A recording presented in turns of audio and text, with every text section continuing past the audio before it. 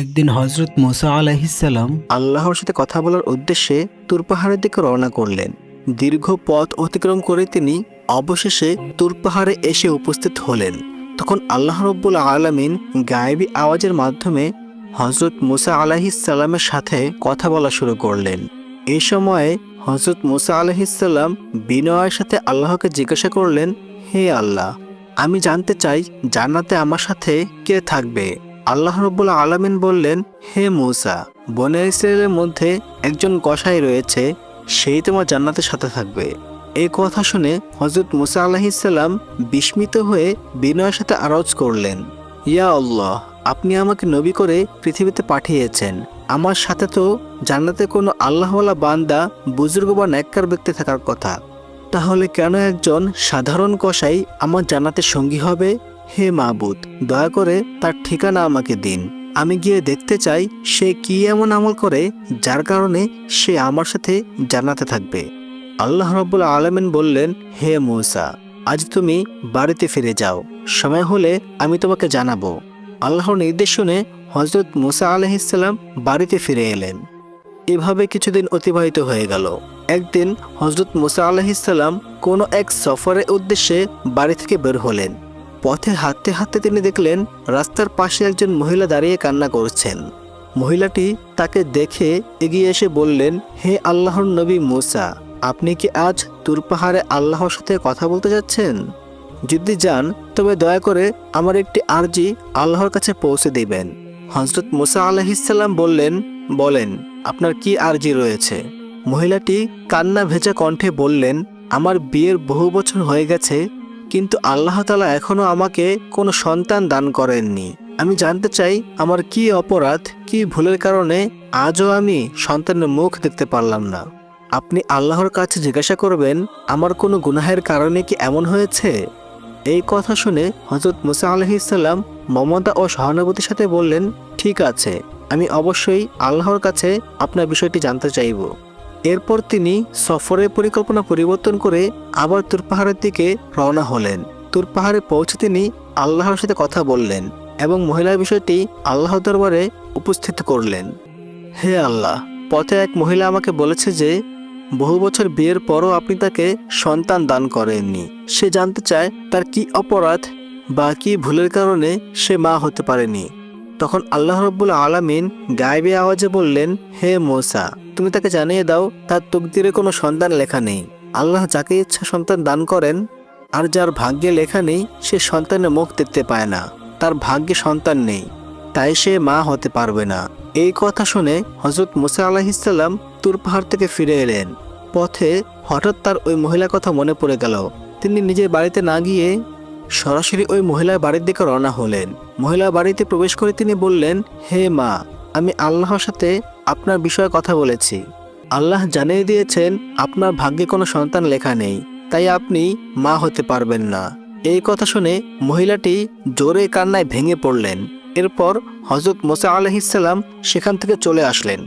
এই ঘটনার কিছুদিন পর একদিন এক আল্লাহওয়ালা বুজুর্গ ব্যক্তি ওই মহিলার বাড়িতে আসলেন। এসে তিনি দরজায় দাঁড়িয়ে বললেন, বাড়িতে কি কেউ আছেন? আমাকে একটু খাবার দিবেন? আমি বেশ কয়েকদিন ধরে না খেয়ে আছি। আল্লাহর ওয়াস্তে আমাকে কিছু খেতে দিন।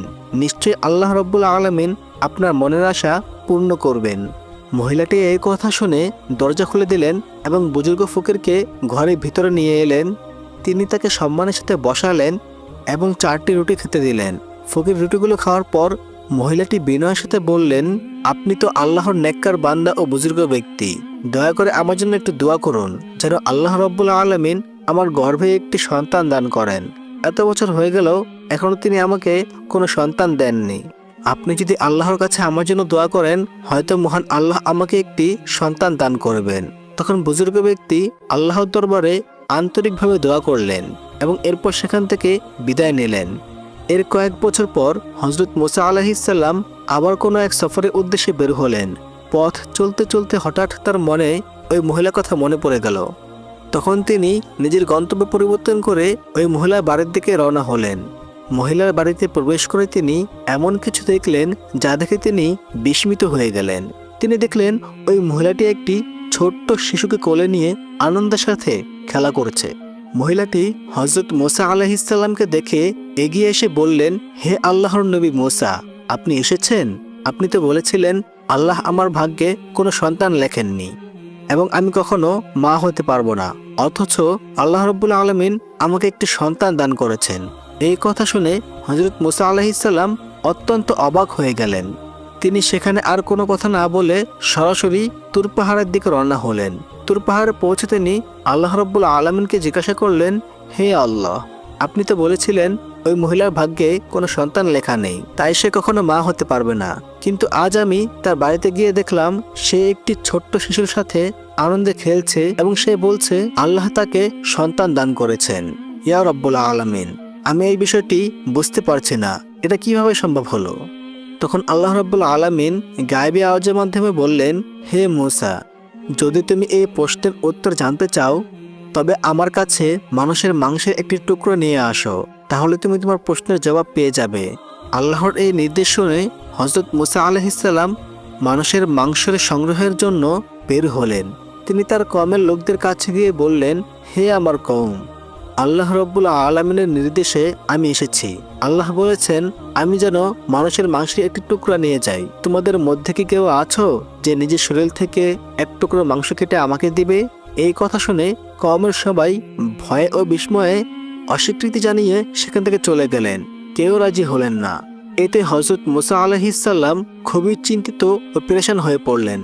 তিনি সমাধানের জন্য এদিক ওদিক ঘোরাফেরা করতে লাগলেন। অবশেষে হতাশ মনে বাড়ির দিকে রওনা হলেন। এমন সময় পিছন থেকে এক বুজুর্গ দরবেশ তাকে ডাক দিয়ে বললেন, হে আল্লাহর নবী মুসা, তোমাকে এত চিন্তিত ও পেরেশান দেখাচ্ছে কেন? কি হয়েছে আমাকে বলো। হযরত মুসা আলাইহিসসালাম তাকে পুরো ঘটনা খুলে বললেন, আল্লাহ আমাকে মানুষের মাংস নিয়ে যেতে বলেছেন, কিন্তু আমার কওমের কেউই আমাকে এক টুকরো মাংস দিতে রাজি হয়নি। এই কথা শুনে দরবেশ ব্যক্তি বিনা দ্বিধায় হযরত মুসা আলাইহিসসালামের হাত থেকে চাকু নিয়ে নিজের শরীর থেকে এক টুকরো মাংস কেটে তাকে দিয়ে দিলেন। এরপর তিনি সেখান থেকে চলে গেলেন। এই দৃশ্য দেখে হযরত মুসা আলাইহিসসালাম অত্যন্ত অবাক হয়ে গেলেন। অতঃপর তিনি সেই মাংসের টুকরো নিয়ে তুর পাহাড়ের দিকে রওনা হলেন। হযরত মুসা আলাইহিসসালাম তুর পাহাড়ে দাঁড়িয়ে আল্লাহ রাব্বুল আলামিনের উদ্দেশ্যে বললেন, হে আল্লাহ, আমি মানুষের মাংস নিয়ে এসেছি, কিন্তু এই মাংসের জন্য আমি আমার কওমের লোকদের কাছে গিয়েছিলাম, কেউ নিজের শরীর থেকে এক টুকরো মাংস দিতে রাজি হয়নি। তখন হঠাৎ এক বুজুর্গ দরবেশ নিজের শরীর থেকে মাংস কেটে আমাকে দিয়ে দিলেন। তখন আল্লাহ রাব্বুল আলামিন গায়েবী আওয়াজে জানিয়ে দিলেন, হে মুসা, মানুষের মাংসের জন্য তোমার অন্য কারো কাছে যাওয়ার প্রয়োজনই ছিল না, এর জন্য তুমি নিজেই যথেষ্ট ছিলে। আসলে এর মধ্যে তুমি তোমার প্রশ্নের উত্তর পেয়ে গেছো। যে দরবেশ ব্যক্তি আমার নাম শোনা মাত্রই নিজের শরীর থেকে মাংস কেটে তোমাকে দিয়েছে, তার দোয়ার বরকতে আমি ওই মহিলার গর্ভে সন্তান দান করেছি। জেনে রেখো, যে বান্দা আমার জন্য পাগল হয়ে যায়, যে আমার সন্তুষ্টির জন্য সবকিছু ত্যাগ করতে প্রস্তুত থাকে, আমি তার জন্য সবকিছু করতে পারি। এমন বান্দার দোয়ার কারণে আমি মানুষের তকদিরও পরিবর্তন করে দিতে পারি। এই উত্তর পেয়ে হযরত মুসা আলাইহিসসালাম তুর পাহাড় থেকে সরাসরি বাড়িতে ফিরে গেলেন। কিছুদিন এইভাবেই কেটে গেল। একদিন হযরত মুসা আলাইহিসসালামের মনে পড়ে গেল আল্লাহ বলেছিলেন বনি ইসরাঈলের একজন কসাই তার জান্নাতের সঙ্গী হবে। তখন তিনি সেই বিষয়টি বুঝতে আবার তুর পাহাড়ের দিকে রওনা হলেন। তুর পাহাড়ে পৌঁছে তিনি আল্লাহর কাছে আরজ করলেন, ইয়া রব্বুল আলামিন, আপনি বলেছিলেন বনি ইসরাঈলের একজন কসাই আমার সাথে জান্নাতে যাবে, দয়া করে তার ঠিকানা আমাকে দিন। আমি দেখতে চাই সে কি এমন আমল করে যার কারণে সে আমার জান্নাতের সঙ্গী হবে।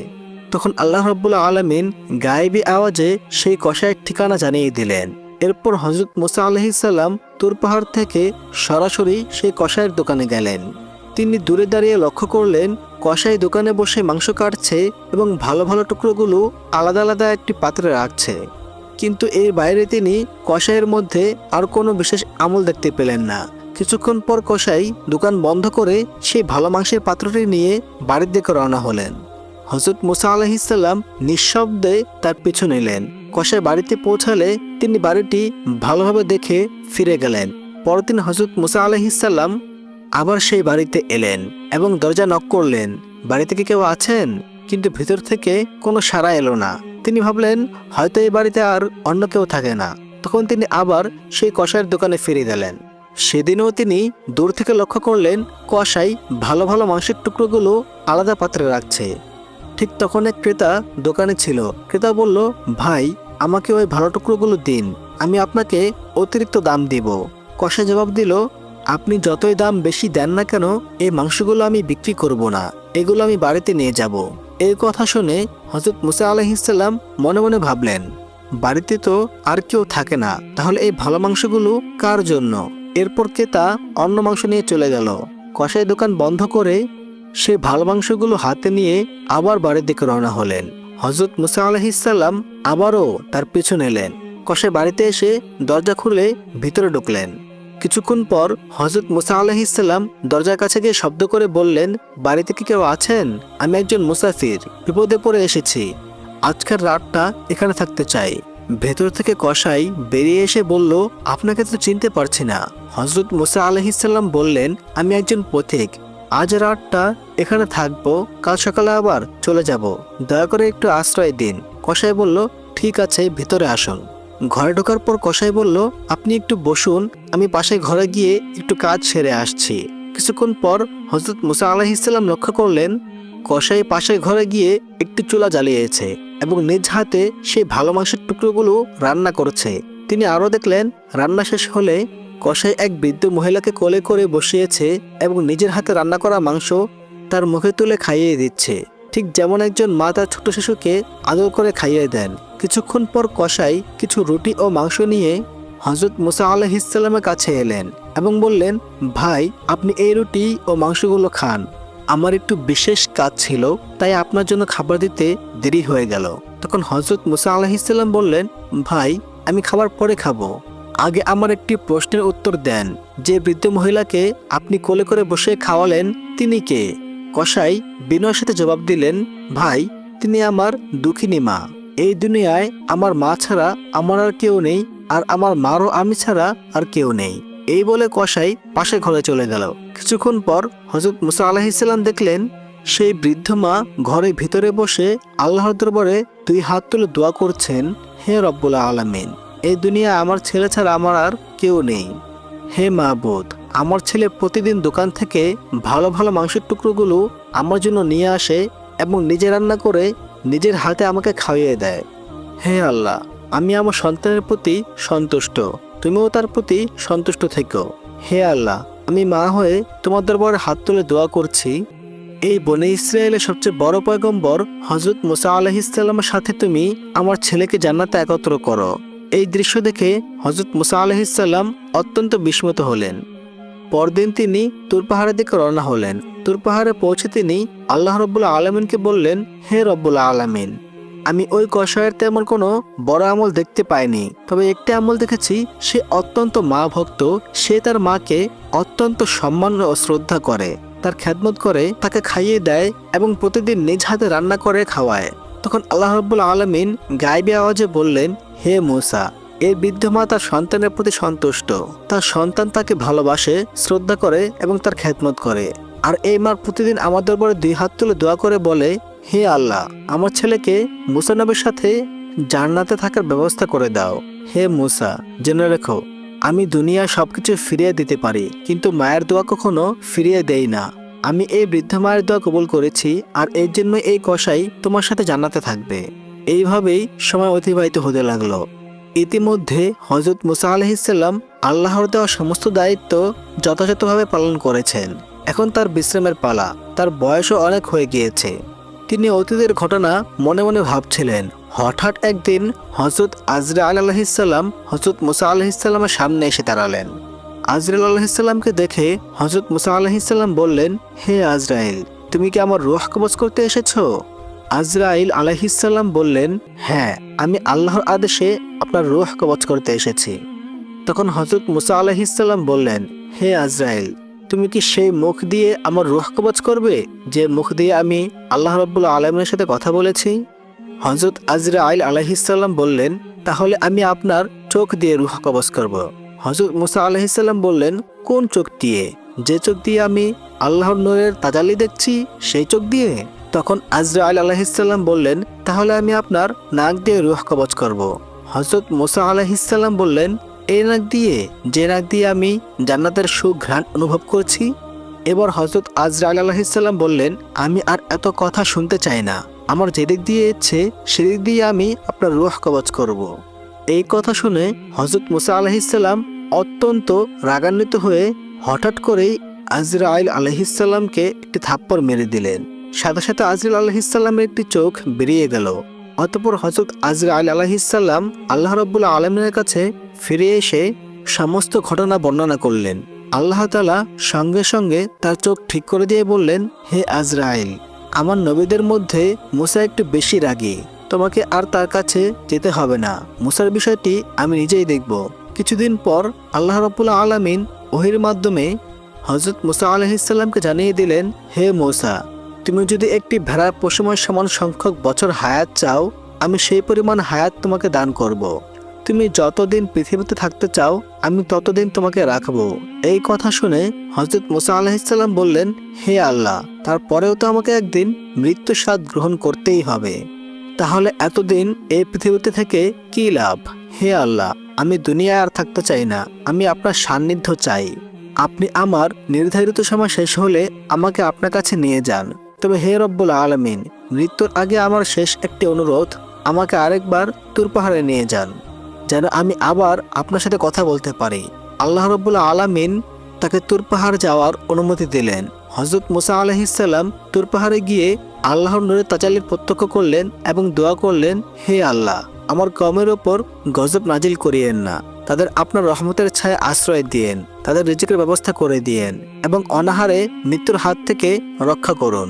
তখন আল্লাহ রাব্বুল আলামিন বললেন, হে মুসা, আমি ঈমানদার, নাফরমান, কাফের সব মানুষেরই প্রতিপালক। আমি কাউকে অনাহারে রাখি না, যে যেখানে আছে সেখানে আমি তার রিজিক পৌঁছে দেই।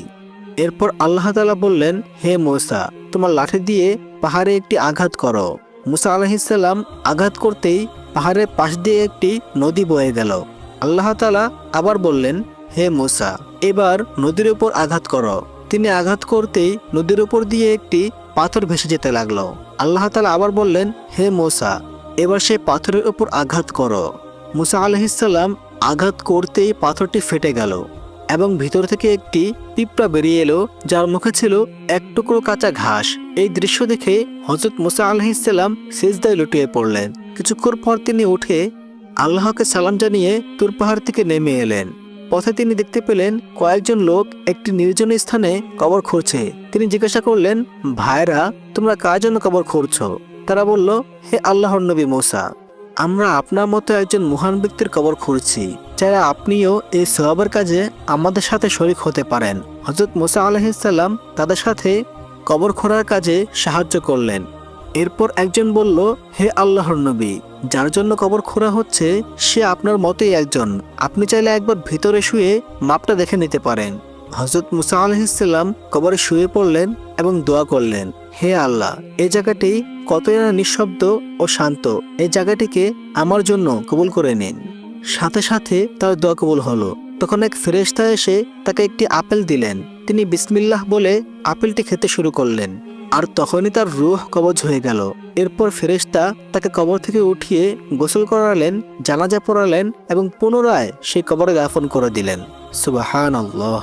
তো প্রিয় বন্ধুরা, এই ছিল আজকের ঘটনা। কেমন লাগলো আপনাদের কাছে কমেন্ট করে জানাতে ভুলবেন না। আল্লাহ তাআলা আমাদের সকলকে হেফাজতে রাখুক। আমিন।